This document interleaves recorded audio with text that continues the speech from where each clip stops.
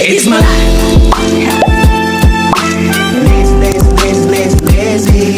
It's my life. Hi mga ka-garden, kamusta po kayo? Farmers feedback po tayo. Unang-una nagpapasalamat po ako sa ating kaibigan na si Sir Romy Aligante sa pag-introduce po sa atin itong produkto na ginagamit po natin ngayon at naging dahilan kung bakit naging ganyan po kaganda yung ating seedlings na talong. Talong nga ba? Talong po, talong. So, yung talong ho natin ngayon ay nasa 25 days almost na siya.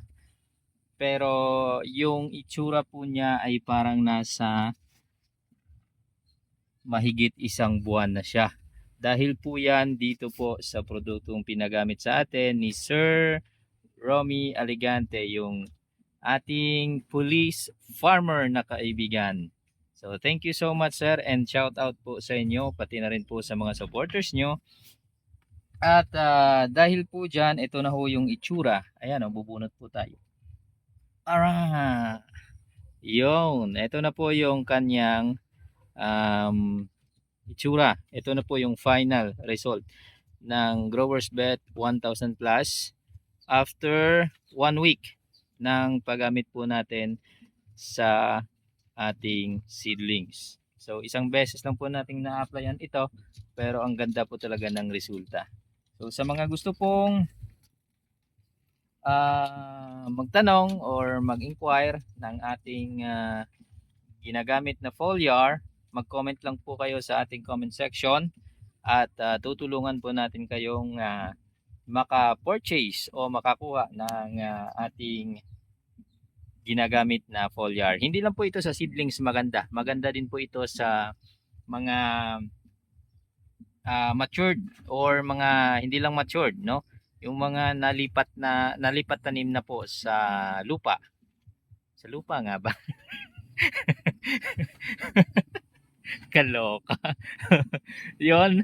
So, ang gusto nyo pong maging maganda at malusog yung inyong tanim na gulay, then mapatipid po kayo sa fungicide at saka po sa insecticide, ay pwede po ninyong subukan itong ating Growers Bet.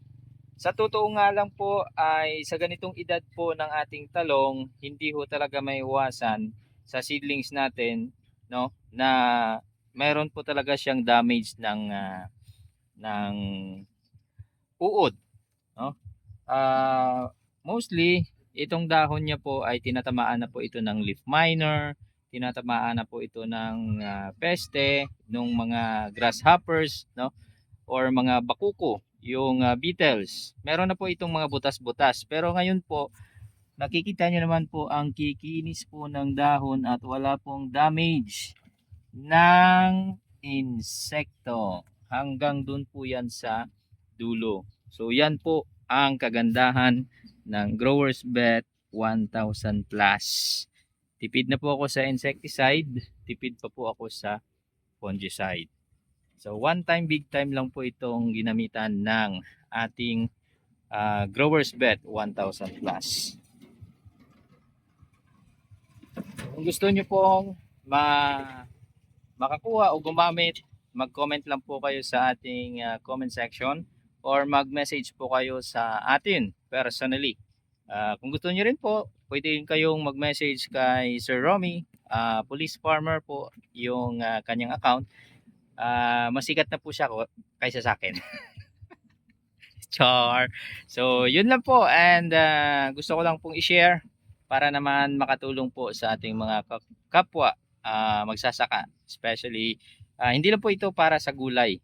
Pwede rin pong gamitin sa mga fruit trees, pwede siyang gamitin sa mais, sa melon amoy, ay hindi pala.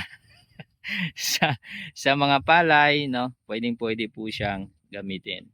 So guys, ano pang inaantay natin? Kung gusto niyo pong makita yung kagandahan ng performance ni Growers Bet, paki-comment na po sa ating comment section. Thank you po sa subaybay sa ating channel, sa ating mga videos. Salamat po sa pag-react. At kung gusto nyo pong makatulong, pwede ho kayong mag-follow.